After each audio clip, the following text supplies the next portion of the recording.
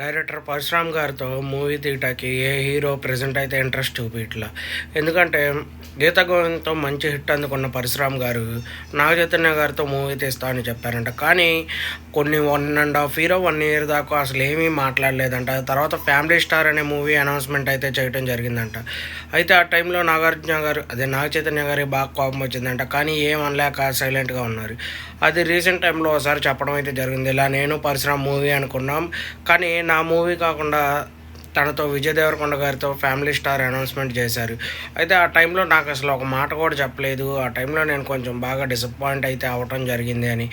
ఆ తర్వాత రిలీజ్ అయిన ఫ్యామిలీ స్టార్ డిజాస్టర్ అయింది, అది అందరికీ తెలిసిందే. ఒక్కళ్ళకి కూడా నచ్చలేదు ఎవ్వరికి. ఆ తర్వాత ఇంక ఇప్పుడు ప్రజెంట్ ఏ మూవీ అప్డేట్ లేదు కదా, ఎక్కడా కనబడట్లేదు ప్రజెంట్ పరశురామ్ గారు అయితే.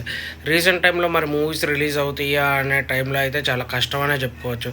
ఎందుకంటే ఇప్పుడున్న హీరోలు మ్యాక్సిమం ఎక్కువ హిట్ ఉన్న డైరెక్టర్లనే తీసుకుంటున్నారు. ఎందుకంటే వాళ్ళ కెరియర్ కూడా బిల్డ్ చేయడం కోసం అలా జరగాలని మంచి డైరెక్టర్ని, ఒక ఫ్లాప్ అయిన డైరెక్టర్ని తీసుకోవాలంటే చాలా ఆలోచిస్తున్నారు. ఈ టైంలో పరశురామ్ గారు కొంతమందితో ఇలా జరగటం, నాగ చైతన్య గారు అయితే మళ్ళీ పరశురామ్ గారి డైరెక్షన్లో వస్తారా అంటే అది చాలా కష్టం అని చెప్పుకోవచ్చు. ఎందుకంటే నాగ చైతన్య గారి మాటల్లో మనం విన్నాం.